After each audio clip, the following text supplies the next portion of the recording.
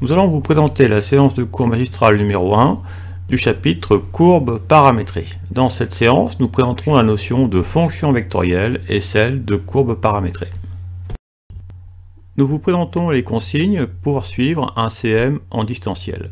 Ce CM va se dérouler selon une alternance de présentation du polycopié et d'exemples rédigés. Aussi, vous devrez écouter attentivement les présentations du polycopié, puis lorsque nous aborderons les exemples rédigés, vous devrez mettre en pause régulièrement pour vous donner le temps de noter l'exemple rédigé et de compléter les éventuels trous de ces exemples. Ainsi, à la fin, vous disposerez des exemples du CM rédigés sur papier et vous pourrez alors retravailler ce CM à l'aide de vos notes papier et de la version numérique du polycopié. Dans la partie numéro 1, nous allons présenter la notion de fonction vectorielle. Rappel, on dit qu'une fonction réelle est de classe C indice P sur un intervalle grand I, où P désigne un entier naturel, si cette fonction réelle petit f est dérivable P fois sur l'intervalle grand I, et que sa dérivée Pm y est continue. On dit que la fonction f est de classe C infinie sur l'intervalle grand I, si elle y admet des dérivées à tout ordre. Donc à notre niveau, nous verrons des fonctions très régulières, donc on peut considérer que toutes les fonctions que nous verrons seront de classe CP, voire classe C infinie. Notation, on note grand N bar, qui est l'ensemble grand N auquel nous rajoutons la valeur plus infinie. Ainsi, dire que P appartient à grand N bar, ça veut dire que soit P appartient à grand N, c'est-à-dire que P est un entier naturel, ou que P est une valeur infinie. Notation, on note R2 l'ensemble des couples de réels, c'est-à-dire que R2 est l'ensemble des couples X1, X2, tels que X1 et X2 sont des réels. Ainsi, si nous considérons le couple de première composante 5, deuxième composante 3.2, nous avons donc la première composante X5 qui est égale à 5 qui est bien réelle, la deuxième composante X2 qui est égale à 3.2 qui est bien réelle. Ainsi, ce couple est un couple de réels, donc il appartient à R2. Nous notons R³ qui est l'ensemble des triplets de réels, c'est-à-dire que R³ est l'ensemble des triplets X1, X2, X3, tels que les trois composantes X1, X2, X3 soient des réels. Et pour tout entier n c'est pas égal à 1, nous notons R puissance n qui est l'ensemble des n-uplets de réels, c'est-à-dire que R puissance n est l'ensemble des n-uplets de la forme X1, X2 jusqu'à Xn, de sorte que pour tout i, la composante xi appartient bien à grand R. Ainsi, si nous considérons donc ce n-uplet, nous remarquons qu'il a 1, 2, 3, 4, 5 composantes. La première composante est 3, la deuxième est 0, la troisième est 5.01, la quatrième est moins 4 et la dernière est 12. Donc ces 5 composantes sont bien des réels, donc ceci est un quintuplet de réels, donc ce quintuplet appartient bien à R5. Convention. Dans ce chapitre, nous privilégierons la notation en colonne des éléments de R puissance n. Ainsi, R2, qui est l'ensemble des couples de réels, nous représenterons les éléments de R2, donc les couples de réels, en colonne. Donc une colonne donc des éléments pour représenter un couple. Et de même, R3 est l'ensemble des triplets de réels, et chaque triplet de R3 sera représenté donc en colonne. Vocabulaire, pour n c'est égal à 2, les éléments de R puissance n seront appelés des vecteurs. Définition. On appelle fonction vectorielle toute fonction f flèche définie sur un intervalle i de grand R et à valeur dans R puissance n où n est un entier supérieur ou égal à 2. Alors nous notons une flèche sur f pour dire que f renvoie un vecteur, c'est-à-dire un n-uplet. C'est-à-dire que nous notons f flèche donc, qui va de i dans R puissance n, qui transforme donc un élément t de grand I, c'est-à-dire un réel t de l'intervalle grand I, en un vecteur que l'on note f flèche de t, ce vecteur étant en fait un n-uplet, c'est-à-dire que ce vecteur a n composantes. Ainsi nous pouvons noter que f flèche de t est égal donc au n-uplet de première composante que nous notons f1 de t, la deuxième composante f2 de t, et ainsi de suite jusqu'à fn de t.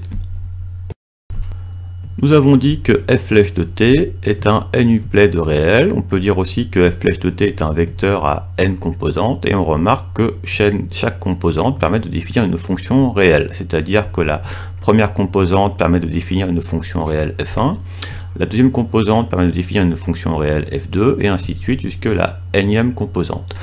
Ainsi, la ième composante va définir une fonction réelle fi qui sera définie sur l'intervalle grand I. Les fonctions fi sont appelées les fonctions composantes de la fonction vectorielle f.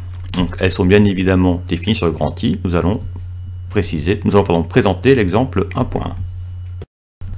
Nous allons vous présenter la rédaction de l'exemple 1.1. Nous considérons grand I qui est égal à l'intervalle ouvert 0 plus l'infini. Nous considérons la fonction vectorielle f' qui est définie sur I et à valeur dans R2 et qui a un réel t, donc associe f' de t, qui est donc le vecteur à deux composantes, exponentielle t et 1 sur t. Donc exponentielle t est la première composante et 1 sur t la deuxième composante. Alors nous vous demandons de calculer f' de 1. Quelle est l'image de 1 par la fonction vectorielle f'? Vous pouvez mettre cette vidéo en pause, prenez le temps de compléter les blancs, puis relancer pour la rédaction. Pour calculer f' de 1, il suffit de remplacer t par 1 dans l'expression de f' de t. Ainsi, pour la première composante, nous allons obtenir exponentielle 1 qui vaut e, et pour la deuxième composante, nous allons obtenir 1 sur 1 qui vaut 1. Ainsi, f' de 1 est égal au vecteur de composante e. 1. On peut aussi dire le couple de composantes E et 1. Nous posons f' de t qui est égal en première composante à f1 de t et en deuxième composante f2 de t. Donc avec f1 de t qui va être égal à exponentielle t, ce que nous écrivons ici, et f2 de t qui va être égal donc à 1 sur t. f2 de t égale 1 sur t. Et f1 et f2 sont les fonctions composantes de f'. Donc f1 est la fonction correspondant à la première composante et f2 est la fonction correspondant à la deuxième composante. Fin de cet exemple. Définition. Vecteur dérivé. On dit que la fonction vectorielle f' est dérivable en un réel t0 appartenant à l'intervalle grand I si il existe un vecteur L à n composantes, de sorte que la limite lorsque t tend vers t0 de f' de t moins f' de t0 sur t moins t0 est égale à ce vecteur L. En fait, cela veut dire que cette limite existe et est bien égal à un élément de R puissance n, à un vecteur à n composantes. Le vecteur L est alors appelé vecteur dérivé de f' en t0, et donc on va noter que f' de t0 est égal à L, au vecteur L. Nous pouvons écrire autrement cette limite. Si nous posons t égale t0 plus h, alors nous savons que dire que t tend vers t0 sera équivalent à dire que h tend vers 0. Nous remplaçons t par t0 plus h, et t moins t0, si je retranche t0 à t, il va me rester h. Donc je remplace t moins t0 par h. Donc ces deux limites sont identiques. Nous pouvons donc définir le vecteur dérivé de f' en t0 à l'aide de cette limite. Exemple 1.2. Nous allons vous présenter la rédaction de l'exemple 1.2. Nous considérons l'intervalle grand I qui est égal à grand R.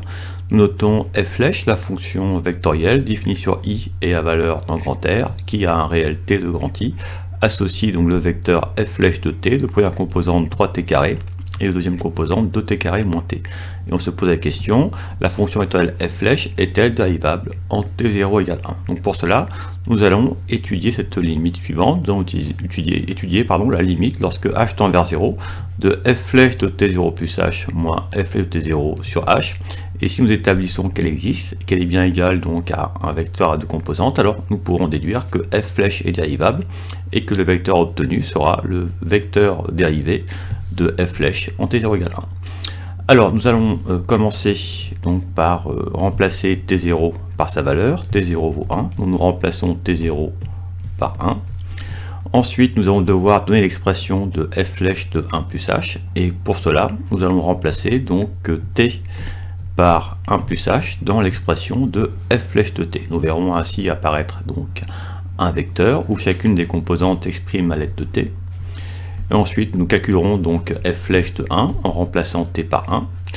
Puis pour le vecteur correspondant à f' de 1 plus h, nous développerons et réduirons ces composantes.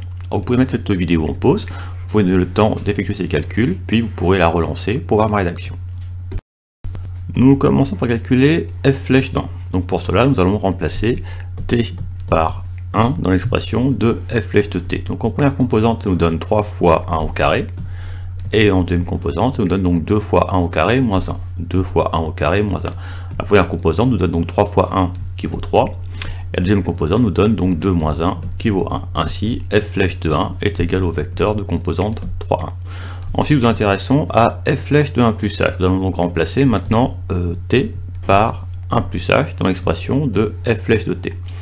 Alors, 3t au carré va nous donner donc 3 fois tout le 1 plus h au carré. C'est pour ça que nous mettons des parenthèses sur le 1 plus h.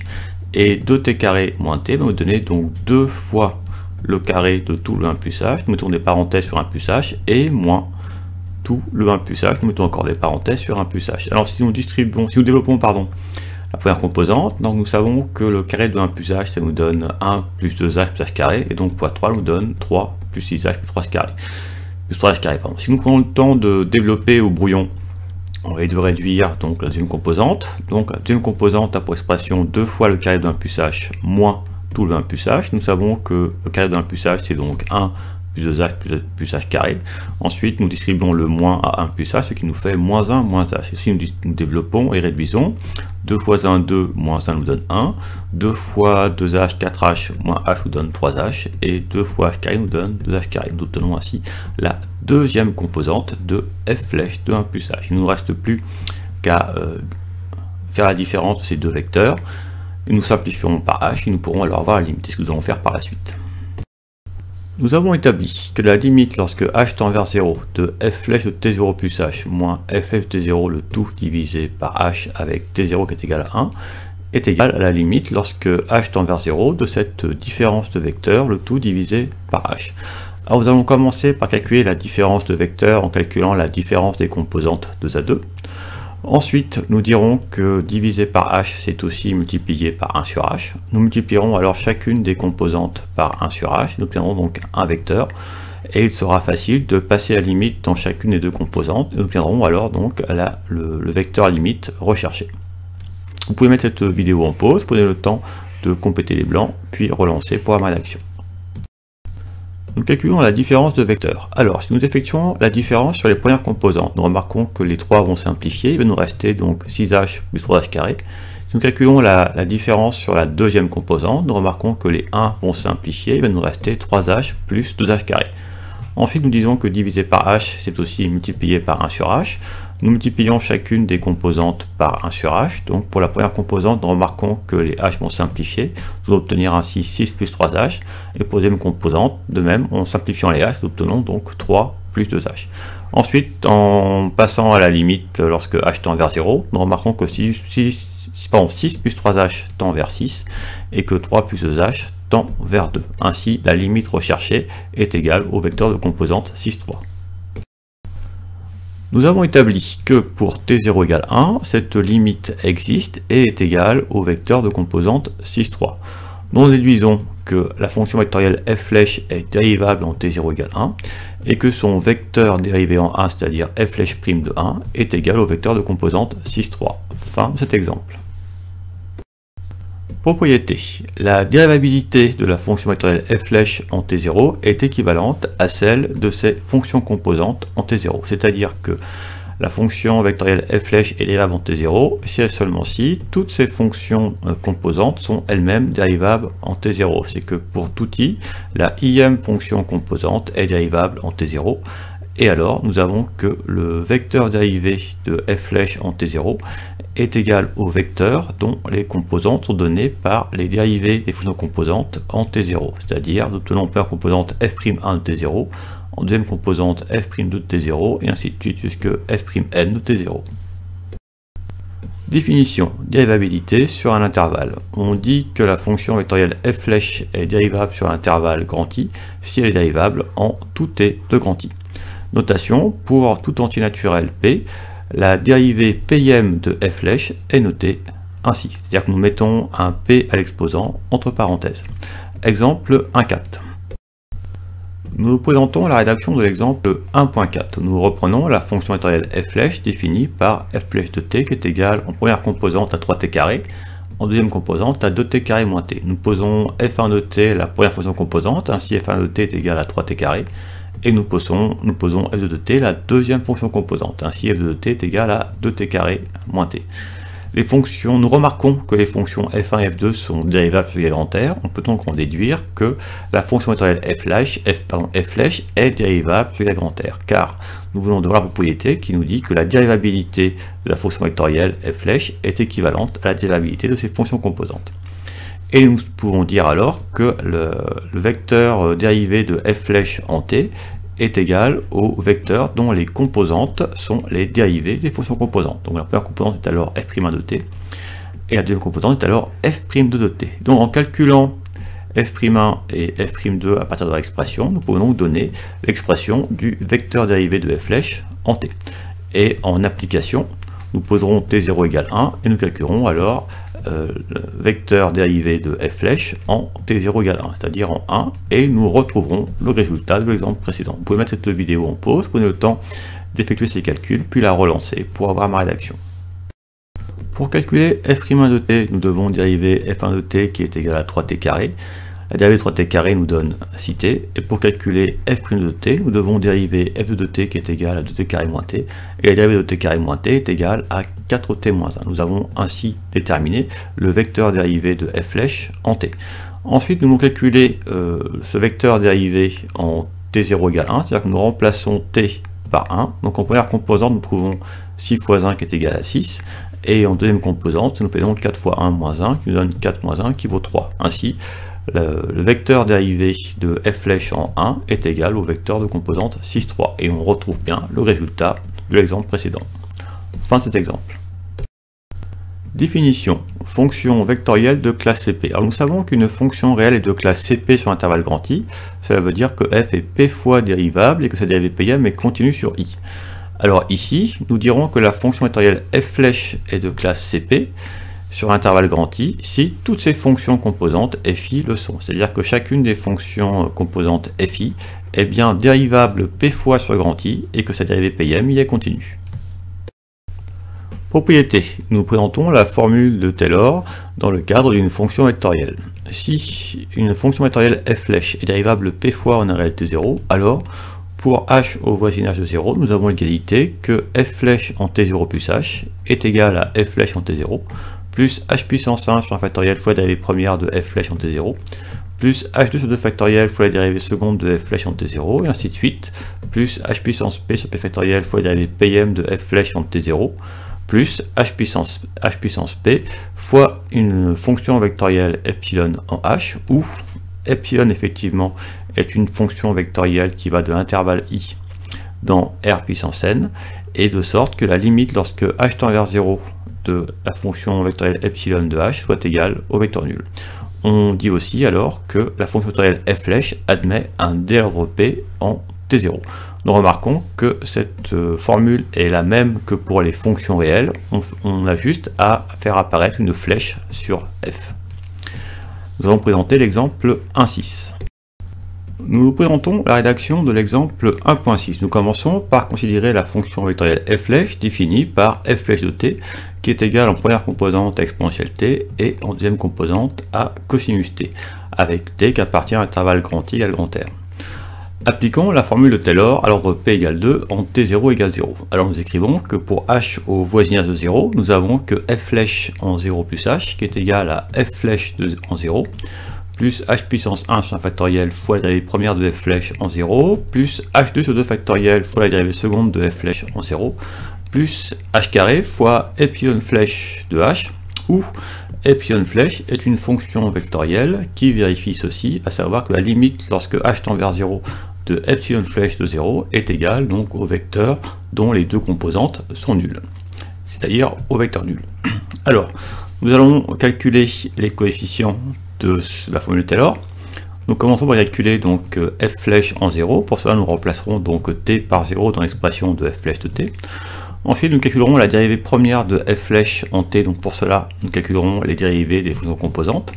Puis nous calculerons donc la dérivée de f flèche en t égale 0 en remplaçant donc t par 0 dans les composantes de la dérivée première de f flèche. Nous calculerons donc de même la dérivée seconde de f flèche en dérivant les composantes de la dérivée première. Puis nous calculerons donc la dérivée seconde de f flèche en 0 en remplaçant t par 0. et nous pourrons alors écrire la formule de Taylor, donc en faisant apparaître les coefficients que nous avons calculés. Vous pouvez mettre cette vidéo en pause pour vous donner le temps de compléter les blancs, puis la relancer pour avoir d'action. Pour calculer f flèche en 0, nous remplaçons t par 0 dans l'expression de f flèche de t. Nous trouvons en première composante exponentielle 0 qui vaut 1, et en deuxième composante cosinus 0 qui vaut 1. Ainsi, f flèche en 0 vaut le vecteur de composante 1, 1. Ensuite, la dérivée première de f flèche, on l'obtient donc en dérivant les composantes de f flèche. Donc dérivée exponentielle t, ça fait exponentielle t, et dérivée de cosinus t est égale à moins sinus t. Pour avoir donc la dérivée première de f flèche en 0, nous remplaçons t par 0. Nous obtenons alors exponentielle 0 en première composante qui est égale à 1. Et en deuxième composante, nous allons donc obtenir moins sinus 0 qui vaut 0. Ainsi, la dérivée première de f flèche en 0 est égale au vecteur de composante 1, 0. Ensuite, nous calculons donc la dérivée seconde de f flèche en t. Pour cela, nous dérivons les fonctions composantes de la dérivée première de f flèche. La dérivée de exponentielle t est égale à exponentielle t. La dérivée de moins sinus t est égale à moins cosinus t. Ensuite, nous remplaçons t par 0 pour obtenir la dérivée seconde de f flèche appliquée en t égale 0. Alors en première composante, on obtient encore une fois exponentielle 0 qui vaut 1. Et en deuxième composante, nous obtenons donc moins cosinus 0 qui vaut moins 1. Ainsi, la dérivée seconde de f flèche en 0 est égale au vecteur de composante 1, moins 1. Donc ensuite, nous effectuons les remplacements dans la formule Taylor. Donc f flèche de 0 est égal au vecteur de composante 1, 1. Nous écrivons ici. La dérivée première de f flèche en 0 est égale au vecteur de composante 1, 0. Nous écrivons ici. Nous savons que h puissance 1 vaut h et nous savons que 1 factoriel vaut 1. Nous remplaçons ensuite, nous avons établi que la dérivée seconde de f flèche en 0 est égale au vecteur de composante 1 moins 1. Donc nous remplaçons donc ce vecteur par le vecteur de composante 1 moins 1. Et nous savons que 2 factoriel vaut 2. Voilà, nous avons donc établi la formule de Taylor d'ordre p égale 2 en t0 égale 0 pour f flèche. Nous avons établi cette égalité à l'aide de la formule de Taylor. Or, nous allons essayer de la simplifier en effectuant les produits. Effectivement, nous allons multiplier donc ces deux composantes par h et multiplier ces deux composantes par h carré sur 2. Nous verrons ainsi apparaître une somme de vecteurs. Et en effectuant cette somme, nous obtiendrons que f de h, f flèche de h, pour h ou f0 est égal donc à un vecteur plus le terme correctif.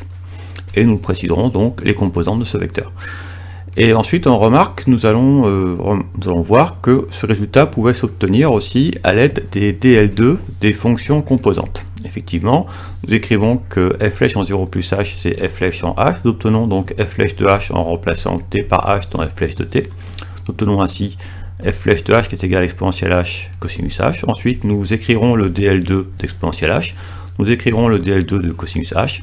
Nous remplacerons exponentielle h et cosinus h par leur DLD et nous verrons que nous arriverons à faire apparaître cette égalité. Alors vous pouvez mettre la vidéo en pause, prenez le temps de compléter les blancs, puis la relancer pour avoir d'action. En multipliant ce vecteur par h, nous obtenons le vecteur de composante h0, puisque h fois 1 donne h et h fois 0 donne 0. En multipliant ce vecteur par h carré sur 2, nous obtenons donc le vecteur de composante h carré sur 2 et moins h carré sur 2, car h carré sur 2 fois 1 donne bien h carré sur 2, et h carré sur 2 fois moins 1 donne bien moins h carré sur 2. Ensuite, nous effectuons la somme de ces trois vecteurs. Alors, pour la première composante, nous allons donc obtenir donc 1 plus h carré sur 2, c'est bien ce qui apparaît ici. Et en deuxième composante, nous obtenons donc 1 plus 0 moins h carré sur 2, ce qui nous donne bien 1 moins h carré sur 2. Ainsi, f flèche en h, pour h proche de 0, est égal donc à ce vecteur, plus un terme correctif rho 2. Alors, nous voulons retrouver cela à l'aide de DL2. Donc nous avons dit que f flèche de h est égal au vecteur de composante exponentielle h cosinus h. Nous savons que le DL2 d'exponentielle h est donné par 1 plus h carré sur 2, plus h carré fois epsilon 1 de h avec epsilon 1 de h qui tend vers 0 lorsque h tend vers 0. Et le DL2 de cosinus h est donné par 1 moins h carré sur 2, plus h carré fois epsilon de h avec epsilon de h qui tend vers 0 lorsque h tend vers 0. Donc ensuite, dans f flèche de h, nous remplaçons donc exponentielle h par son DL2, nous remplaçons cosinus h par son DL2, et nous obtenons ainsi que f flèche de h est égal à ce vecteur. Nous avons établi que f flèche de h est égal à ce vecteur. Nous voulons faire apparaître cette formule. Donc pour cela, nous allons donc décomposer ce vecteur en la somme de deux vecteurs où le premier vecteur est obtenu à l'aide des parties régulières des DL2. Et nous allons donc préciser donc les composantes du deuxième vecteur pour que cette somme soit bien égale à ce vecteur. Nous remarquons que nous pourrons mettre h carré en facteur du second vecteur, et nous pourrons alors écrire que f flèche de h est égal à ce vecteur plus h carré fois epsilon de h, où nous préciserons les composantes de epsilon flèche de h, et nous vérifierons que nous avons bien que la limite lorsque h tend vers 0 de epsilon de h est bien égale au vecteur nul. Donc vous pouvez mettre cette vidéo en pause pour vous donner le temps de compléter les blancs, puis la relancer pour avoir ma rédaction. Nous devons ajouter à 1 plus h carré sur 2 l'expression h carré epsilon 1 de h pour bien obtenir cette première composante, et nous devons ajouter à 1 moins h carré sur 2 h carré fois epsilon de h pour obtenir cette deuxième composante. En mettant h carré en facteur du deuxième vecteur, nous obtenons donc h carré facteur du vecteur de composante epsilon 1 de h et epsilon de h, et ce vecteur nous appelons donc epsilon flèche de h, avec epsilon flèche de h qui a donc pour composante epsilon 1 de h et epsilon 2 de h. Alors nous remarquons que la limite lorsque h tend vers 0 de ce vecteur epsilon flèche de h est égale à la limite lorsque h tend vers 0 donc du vecteur de composante epsilon 1 de h et epsilon 2 de h, et nous savons que epsilon 1 de h et epsilon 2 de h tournent tous les deux vers 0 lorsque h tend vers 0. Nous tenons bien ainsi le vecteur nul. Voilà, fin de cet exemple. Nous allons maintenant aborder la partie numéro 2, où nous allons présenter la notion de courbe paramétrée. L'objectif de cette partie est de présenter l'étude des courbes paramétrées du plan. Alors, convention, le plan P est supposé muni d'un repère orthonormé OIJ. Le plan vectoriel P flèche désigne l'ensemble des vecteurs du plan, c'est-à-dire que P flèche est l'ensemble des vecteurs U qui peuvent se mettre sous la forme xi plus yj, où x et y sont des réels, c'est-à-dire que le couple xy appartient à R2. Alors, le plan vectoriel P flèche est en bijection naturelle avec R2, effectivement, donc ça veut dire que pour tout vecteur U, on trouve un seul couple x et y tel que U est égal à xi plus yj, et pour tout couple xy, on trouve un seul vecteur U qui vérifie U égale xi plus yj. Donc c'est-à-dire qu'un vecteur U correspond à un unique couple xy. C'est-à-dire qu'on peut donc confondre ces deux ensembles, on peut donc confondre le plan vectoriel P flèche avec l'ensemble des couples de réels. Définition. Courbe paramétrée du plan. On appelle courbe paramétrée la donnée d'un triplet I, phi flèche, gamma, où I est un intervalle de grand R qui en physique représentera l'intervalle des temps. Phi flèche est une fonction vectorielle de classe C1, c'est-à-dire que phi flèche est définie sur l'intervalle grand I et transforme un instant t en le vecteur phi de t qui est égal à x de t fois i plus y de t fois i, c'est-à-dire que phi flèche de t c'est le vecteur de composante x de t, y de t, qui peut en physique donc représenter la position à l'instant t. Donc lorsqu'on dit que phi flèche est de classe C1, cela veut dire que les fonctions position x de t, y de t sont dérivables et que leurs dérivées sont continues sur grand I. Gamma est le support de la courbe paramétrée, c'est-à-dire que gamma est l'ensemble des points M du plan, tel que il existe à l'instant t de l'intervalle grand I, tel que le vecteur OM est égal au vecteur phi de t. Alors nous allons présenter une courbe pour illustrer ces notions. Nous avons mis le plan d'un repère orthonormal OIJ. Nous posons phi flèche de t qui est égal au vecteur de composante x de t, y de t. Donc x de t apparaît en abscisse, y de t apparaît en ordonnée. Nous voyons apparaître ainsi le vecteur phi de t. Le vecteur phi de t pointe sur le point M à l'instant t. Nous avons ainsi égalité que le vecteur OM de t est égal au vecteur phi de t. Et lorsque t décrit l'intervalle grand I, le point M de t décrit la courbe gamma. Donc ainsi, pour chaque instant t, nous avons le point M de t de composante x de t, y de t. Et lorsque t décrit l'intervalle d'étude, nous allons avoir le point M de t qui va décrire une courbe, qui sera donc la courbe gamma. On dit que la courbe paramétrée est de classe CP si la fonction vectorielle phi flèche est de classe CP sur intervalle grand I, c'est-à-dire que les fonctions composantes de la fonction vectorielle phi flèche sont de classe CP sur intervalle grand I. Vocabulaire, on dit que le couple I phi flèche définit un paramétrage de la courbe gamma. Notation, le point M du plan vérifiant vecteur OM égale phi de t est noté donc m de t, m à l'instant t, et le vecteur phi de t est appelé le vecteur position à l'instant t. Nous allons présenter l'exemple 2.1 où nous allons présenter surtout les paramétrages d'un cercle et d'une ellipse.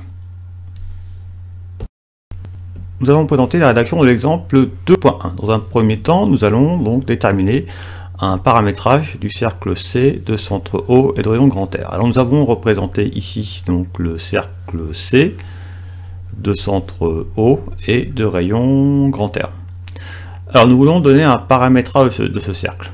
Alors, paramétrage naturel, ça va être donc T qui va désigner l'angle entre le vecteur I et le vecteur OM de T, où M désigne donc le point à l'instant T. Et nous posons donc phi de T qui est égal donc au vecteur OM de T. Et nous notons donc X de T, Y de T, les composantes du phi de T, c'est-à-dire aussi les composantes du point M à l'instant T. Alors, ce que nous voulons dans un premier temps, c'est déterminer l'expression en fonction de t, de x de t, y de t. Et nous aurons alors défini un paramétrage du cercle C. Alors je vous laisse un petit temps de réflexion pour réfléchir quelle est l'expression de x de t, y de t. Vous pouvez mettre la vidéo en pause pour le temps de le faire, puis la relancer pour avoir ma rédaction. Nous commencerons par faire un rappel de trigonométrie. Nous considérons un triangle rectangle et nous notons H son hypoténuse. Donc l'hypoténuse c'est le côté opposé de l'angle droit.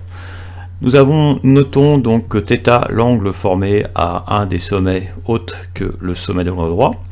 Et à cet angle, nous pouvons associer deux côtés remarquables. Donc le côté opposé à cet angle qui est le côté que voit l'angle, et le côté adjacent à cet angle qui est le côté donc qui est à côté de cet angle, mais qui n'est pas l'hypoténuse.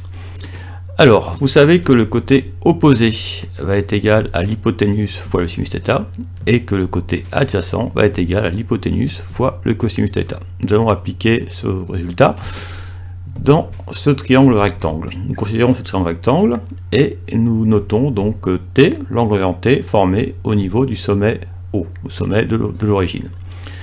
Alors, le côté adjacent à cet angle, c'est le côté porté par l'axe d'abscisse, effectivement, donc l'hypoténuse est le côté donné par OM de T. Alors, donc nous savons que cette distance va être égale donc à l'hypoténuse fois le cosinus de l'angle. Et l'hypoténuse, la distance OM, est égale à R. Nous obtenons donc que x de t est égal à R cos t. Ensuite, cette distance va nous donner la distance y de t. Et cette distance est celle du côté opposé de l'angle T. Et le côté opposé est égal à l'hypoténuse fois le sinus de l'angle. Et le sinus de l'hypoténuse, donc sa distance OM, c'est R, donc cette distance-ci est égale donc à R fois le sinus T. Donc ainsi que y de T est bien égal à R fois sinus T. Nous pouvons donc écrire que x de t est égal à R cosinus T, y de t est égal à R sinus T. Et lorsque T décrit l'intervalle 0 de pi, m de t décrit donc le cercle, c'est-à-dire que la courbe gamma décrite par m de t lorsque t décrit l'intervalle 0 de pi est égale au cercle C. Nous avons ainsi défini un paramétrage du cercle C. Remarque, si le centre du cercle est non pas l'origine mais le point oméga de coordonnées x0 et x0, alors le paramétrage de ce cercle est obtenu en ajoutant au paramétrage précédent x0 à x de t et y0 à y de t. Nous allons maintenant présenter un paramétrage de l'ellipse E de centre O et de paramètres A et B, où A et B désignent deux réels strictement positifs. Alors, nous avons muni le plan d'un repère OIJ. Nous avons représenté l'ellipse E de paramètres, donc A en abscisse et B en données. Nous avons placé un point M à l'instant T. Nous avons noté, non plus T, mais θ de T, l'angle formé par le vecteur OM de T et le vecteur I. Et nous notons donc phi de T, le vecteur position, phi de T qui est égal à OM de T. C'est-à-dire que phi de T a donc pour composante X de T et en ordonnée y de t. Nous voulons donner l'expression de x de t, y de t. Alors, au niveau de l'intuition, vous pouvez trouver l'expression en vous inspirant du cercle, en vous disant, eh bien, au lieu d'avoir grand R en abscisse, nous avons A, et au lieu d'avoir grand R ici en données, nous avons B. Alors si on effectuait les remplacements intuitifs par rapport au paramétrage du cercle, on pourrait alors en déduire les expressions de x de t, y de t. Alors, je vous laisse un temps pour réfléchir si vous voulez. Vous pourrez aussi par la suite déterminer l'expression de tangente θ de t. Alors, vous pouvez prendre un temps pour réfléchir en mettant la vidéo en pause, puis la relancer pour avoir ma rédaction. Alors, considérons x de t. Alors, nous savons qu'avec le cercle, au lieu d'avoir ici A en abscisse, nous avions grand R, et nous avions x de t égale grand R cosinus t. Donc on pourrait se dire qu'en remplaçant donc grand R par petit a, on aurait naturellement x de t égale a fois cosinus t. De même, en abscisse, en données, pardon, au lieu d'avoir b, nous avions grand R, et nous avions y de t égale r sinus t. Donc si on remplace grand R par b, on pourrait se dire que naturellement, on aurait y de t égale b fois sinus t. Ainsi, le paramétrage de l'ellipse E est donné donc par l'intervalle des temps qui est égal à grand I, qui est égal à l'intervalle 0 de pi fermé, la fonction vectorielle phi flèche qui a pour composante x de t, y de t, avec x de t égale a cosinus t, y de t est égal à b sinus t. Et lorsque t décrit l'intervalle 0 de pi, nous allons avoir que m de t va décrire donc l'ellipse E. Alors, si on s'intéresse ensuite à tangente θ de t, alors vous savez que dans un triangle rectangle, si je fais apparaître donc l'angle droit ici, je vais faire ça un peu mieux, donc je fais apparaître l'angle droit. Voilà. Alors vous savez que dans un triangle rectangle, si nous effectivement encore une fois nous posons donc alpha, l'angle formé à un sommet qui est différent suivant l'angle droit, donc à cet angle alpha on peut associer donc son côté opposé et son côté adjacent, et la formule de tangente de l'angle alpha est donnée par côté opposé, que j'ai noté hop, sur côté adjacent, que j'ai noté adj. Alors, dans ce triangle qui est rectangle, si je fais apparaître l'angle droit, nous avons donc l'angle droit ici, au niveau de l'axe abscisse. Alors, dans ce triangle rectangle, nous considérons donc l'angle θ, que nous notons θ indice t, parce qu'il dépend de t formé au niveau de l'origine. Alors, le côté opposé de cet angle est le côté de longueur y de t, et le côté adjacent est le côté de longueur x de t. Donc si nous écrivons côté opposé sur côté adjacent, donc le côté opposé donc c'est y de t, c'est-à-dire b sinus t, et le côté adjacent c'est x de t qui vaut a cosinus t. Nous obtenons ainsi b sur a fois sinus t sur cosinus t, et ici nous reconnaissons donc tangente t. Ainsi, tangente θ de t est égal à b sur a fois tangente t. Nous avons ainsi établi qu'un paramétrage de l'ellipse est donné par t qui appartient à l'intervalle i égale 0 de pi fermé, et x de t égale a cosinus t, y de t est égal à b sinus t. Et lorsque t décrit l'intervalle 0 de pi, m de t qui est le point de composante a cosinus t, b sinus t, alors décrit la courbe gamma qui est égale à la courbe de l'ellipse. Alors, test. On se demande si nous n'avons pas fait n'importe quoi. Vous savez que l'ellipse E de centre O et de paramètres A et B admet pour équation x carré sur a carré plus y carré sur b carré est égal à 1.